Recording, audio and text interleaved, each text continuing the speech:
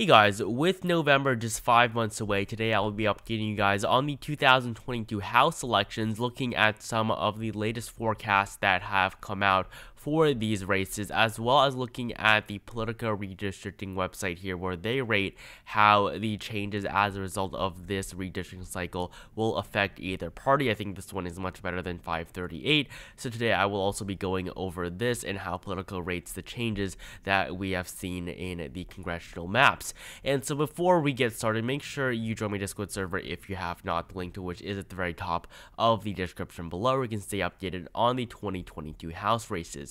So looking at the 2020 results, I think it's important to see what happened in the previous election to see how the Democrats are going to be able to defend their majority. So currently they do hold 222 seats. This is down 12. The Republicans were able to gain 12 seats net gain from the 2020 election cycle, and so of course the Republicans ended up with 213. They were 5 away from actually retaking control. The Democrats of course were able to flip the House in 2018, winning 235 seats. They did lose one as a result of a special election, but in 2016 they only won 194 seats. This was with the election of Donald Trump, and they were able to make huge gains, 41 seats. That's a net gain of 41 for the Democrats in 2018. In 2020, of course, they did lose a couple of seats there, but they were able to retain control.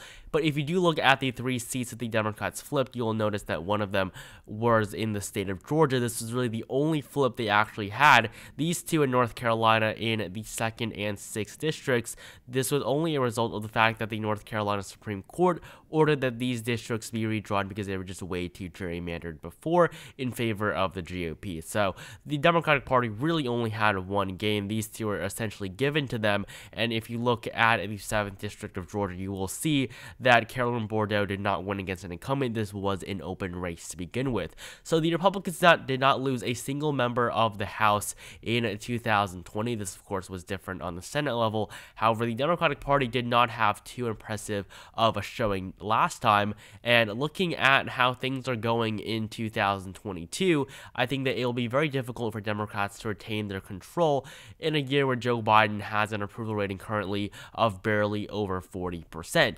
Now, if you do look at the House elections that we've seen in the past, typically presidents do win the House when they are elected. In 2020, Joe Biden won the House. In 2016, with Donald Trump's election, he did win 241 seats. In 2008, with the election of Barack Obama, he won 257. In 2000, with the election of George W. Bush, 213. And of course, in 1992, with the election of Bill Clinton, 259 for the Democratic Party. Before this, the Democrats did hold the House for many decades, even with the election of Ronald Reagan, as well as many other Republican presidents. The Democratic Party did have the edge in the House for a very long time, until 1994. This, of course, was the Republican Revolution of 1994, and this was the first time the Republicans held both the House and the Senate since 1952. So they were out of power in Congress for 42 years. And so in 1992, of course, Bill Clinton won the House, but he would lose the House in every single election until the end of his term. In 2000, George W. Bush very narrowly was able to hold on to the House, but in 2002 and 2004, he was able to hold on to it. This was mainly because of the Iraq War, and of course, when the country is in war, the incumbent party is typically supported a little bit more. The war was popular at the beginning. Of course, the War on Terror was approved of by basically almost every single member of Congress, and so at the time the Republican Party did get support from this, but in 2006 you will see that the tide changed very quickly. 2008, Barack Obama, 257 for the Democratic Party. This was their biggest win in a very long time. In 2010, of course, and after, Barack Obama would never have control of the House again, similar to Bill Clinton. In 2016, Trump won it, but of course he did lose it in 2018. And in 2020, Joe Biden and the Democrats won control of the House, but I think that in 2022, it will be very difficult for them to hold on to it. So before we look at the forecast that we have here, I want to look at how redistricting has changed the landscape for these House elections. So currently, Politico sees that there are 187 strong Biden districts, 79 where there are competitive races, and 163 that are strong for the former President Donald Trump.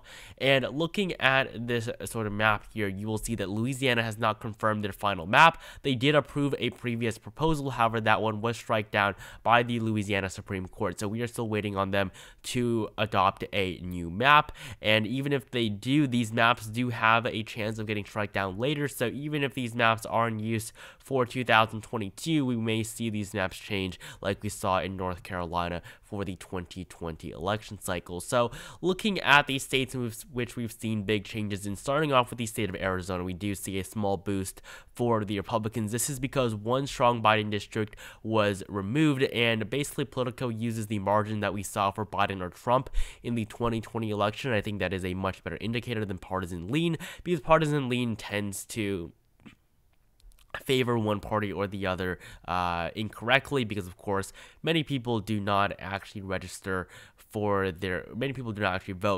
the party that they're registered to, or they fail to update their party registration. But if you look at this here where they show the margin for Biden or Trump, that is a much better indicator of how people will typically vote in the next couple of elections. So looking at the 2022 House map here, you will see that the 6th district went from Biden plus 10 to Biden plus 0.3. That was the gain in the competitive district, and that is going to heavily help the Republicans. Democrats are probably going to lose this in a year like 2022.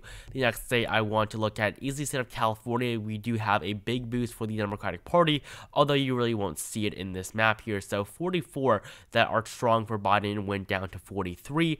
6 to 5 competitive, and we did see one gain in a strong Trump district. But if you do look at these close districts, you will see that the 3rd district went from a margin of Trump plus 10 to plus 1.9. We definitely can see that Donald Trump, or that the Republicans can definitely lose this. This is California. The Democratic Party does typically have an edge in most of these districts. In the 23rd district, you will see that the margin went from Trump plus 10.7 to Trump plus 9.9. So not really that much of a change.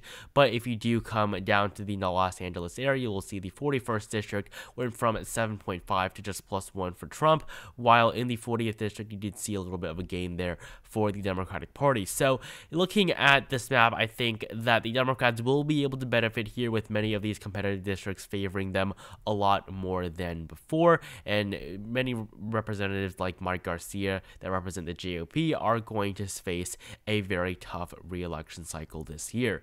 Looking at the map here in Florida, this was a big one for the Republicans. Of course, Ron DeSantis really wanted his map to favor the Republicans a lot more. He actually fought against his own legislature, but looking at this map here, you will see that there are 2 new competitive districts, as well as one less strong Biden district. Florida did gain 1 seat as a result of the 2020 census, but looking at this, you will see that many of these districts are going to favor the Republicans a lot more. The one Democratic district that was removed was the 5th district that covered most of northern Florida, and this one was one with a black majority, and this district is the one that was removed. This is what is being fought in the courts right now.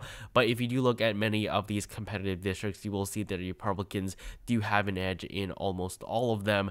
The 13th district, this one is currently held by Charlie Crist.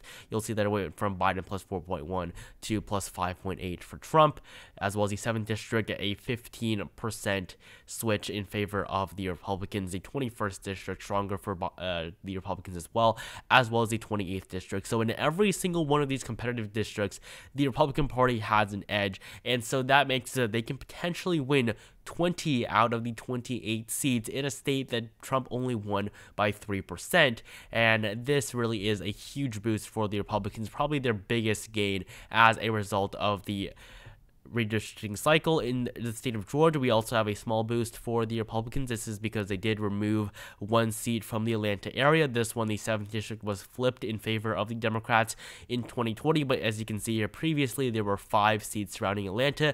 Now there are only 4, and that is how the Republicans gained here in the Peach State. In the state of Illinois, This was one of the earlier maps that really gave Democrats a little bit of an edge going into 2022. If you look at this only one competitive district, you will see that it does favor the Democrats. So they can actually win 14 out of the 17 districts. In the state of Illinois, I mean, the Democrats typically only win here by 15%. That means they win less than 60% of the vote, but they will be able to win 14 out of the 17 districts. So this is definitely very good for the Democratic Party. If you look at the map previously, it was a little bit more even, with the Republicans able to win these three more competitive ones. Even the 14th district, the Republicans do have a chance of winning, or they did at least, but at this point in time, with the gerrymandering that we've seen around Chicago, the Democratic Party has gained significantly from the redistricting process in Illinois.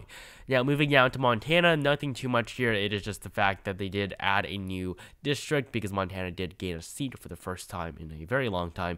But if you look at the first district here, 7.1 for Donald Trump, so that is why the Republicans gain, as they are very likely to win the 2 seats from the state.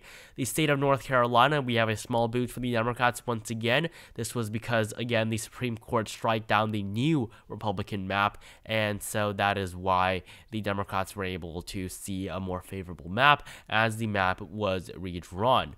And so I'm going to try to go over this a bit quicker here. In the state of New Mexico, this was a controversial one. I believe the court battle is over in New Mexico, but you did have 2 solid Republican seats, or 2 solid Democratic seats, and 1 solid Republican seat previously. Now we have 2 competitive races, but they both favor the Democrats, so the Republicans do have a very bad chance now at retaining District 2. In 2022, I think that maybe the Republicans will be able to hold on, but we really will just have to see. I think that they're in a very tight spot in terms of winning the 2nd district again. In New York, we did see a small boost for the GOP. This was because the Democrats' gerrymander was reversed by the Supreme Court of New York. And, you know, if you do look at this map here, there really aren't too many changes. There are more competitive races. However, many of them do still favor the Democratic Party. I think that there are only 2 of these competitive races in which the Republicans actually have an edge in. That is the 2nd district. We still did see a decrease in the margin for Trump here, as well as the 11th district, another decrease in the margin there. But those are really the only 2 that the Republicans have the advantage in. In this 1st district, you will see that it did go down to basically an even margin. So the Republicans do have a pretty good chance at winning at least 6, and this is, of course, up from the strong 5 Trump districts. But in 2022, of course, I think the Republicans will definitely be able to win at least 3. These other competitive ones will still be pretty difficult for the Republicans to flip, especially with Democratic incumbents. The next state I want to look at is the state of Oregon. We now only have 3 more left. In Oregon, a small boost for the Dems. We did see a gain of 1 seat as a result of the census, and they were able to remove one of those competitive races, giving the Democrats 2 more strong Biden districts, as well as 1 being competitive. But of course, there's still a 9% margin in favor of the Democrats, so they are likely to win 5 out of the 6 seats in Oregon. And again, in the state of Oregon, Democrats win by less than 20%, so they still do win less than 60% of the votes, but they'll be able to get over 80% of the seats. However, I don't think it is too gerrymandered in Oregon. The fact that land doesn't vote is true in most cases, but you have to consider the fact that it is still very, very difficult for the Republicans even to draw a map in Oregon that actually gives them a better representation of the amount of seats that they really should have. So in the state of Tennessee, we did see a little bit of a boost here for the GOP. They did remove that 1 strong Biden district in Nashville, so that did cause a retirement, and so now the Democrats really only have a chance at winning 1 of these districts in the state of Tennessee. And finally, in the state of Texas, a big boost for the Republicans. You will see that they were able to gain 10 strong Trump districts, plus 3 strong Biden districts, so this went from 9 to 12. However, most of the competitive ones before did still favor the Republican Party, But if you do look at this new map, you basically all of the competitive ones are in southern Texas, and most of them do still favor Donald Trump. 2 of them are likely to go to the Republicans, so they're probably going to win 25 out of the 38 seats in the state of Texas. This is to say that Donald Trump only won by 5%. So this was a big win for the Republicans in Texas. So basically, the big wins for the GOP we saw in Texas as well as Florida, while for the Democratic Party, Illinois was definitely a big pickup for them. They should have had one in New York, although the court did strike that down. The court was right in doing so. The map was very much gerrymandered. I do believe that we did skip Ohio and Oklahoma, but really not too much to talk about there. Oklahoma, basically one of the more competitive districts, went even more solidly for the Republicans, although all 5 were previously held by Republicans anyway. So looking at the redistricting process, not that much of a change. I think that most people did expect Democrats to actually lose even more because the Republicans do have a majority in most state legislatures as well as most governorships. However, the Democratic Party, I think they did come out okay after this process. If you do look at the Politico forecast here, you will see that the Republicans are favored, and currently they do give the House a rating of likely for the Republican Party, and this is very bad for the Democrats. I think that at this point in time, with the new maps that we've already seen, the Democratic Party is going to struggle very much, and I really do not believe that they have any significant chance at retaining control of the House. If you do look at many of the forecasts that we have seen here, this is a compilation forecast from 270 to win, a compilation of forecasts from Elections Daily, Split Ticket, as well as Inside Elections, the Cook Political Report, Crystal Ball, and the 2022, and this of course is the consensus forecast. So most of them do give Republicans around 212 to 214 seats. As you can see, Crystal Ball 214, Cook 214, Inside Elections 212, Split Ticket 214, Elections Daily 220. So this of course gives the Republicans a lot more. But if you do look at the consensus forecast here, you will see 213 for the Republicans, 193. This is basically kind of like an average of the other forecasts that we saw previously. So there are only 29 competitive races, and that is a big trend here. If you look at what happened here, there were a lot less competitive districts, and even some of the competitive ones, quote unquote, that you have on these maps, you will see that they still did favor one party a lot more than they did before. Before, we did have a lot more seats in which either party won by less than 5%. Now most of even the competitive districts show margins of over 5%, almost 10% in many cases for either party. So really the competitiveness of the races that we'll see in 2022, the number of competitive races is going to decrease. And so that does make it so that it will be harder and harder for either party to have a big win. So, you saw in 2018, 235 from 194. That is likely to no longer happen.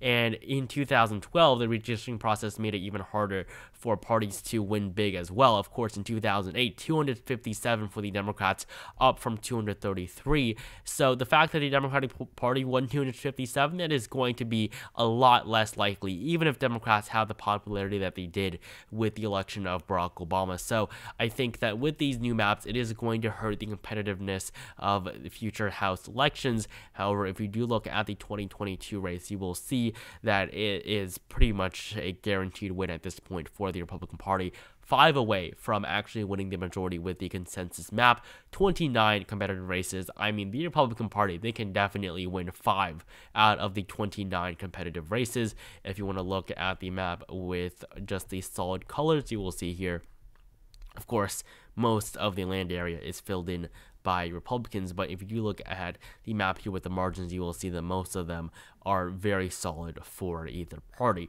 And so thank you guys so much for watching this video. Make sure you like it down below if you enjoyed it. Comment down below your predictions for the 2022 House elections, how you think the Democrats will do in terms of defending their House majority. Join my Discord server if you have not, link at the very top of the description below. Again, thank you guys so much for watching this video. Subscribe to my channel if you haven't, and I will see you guys in the next one.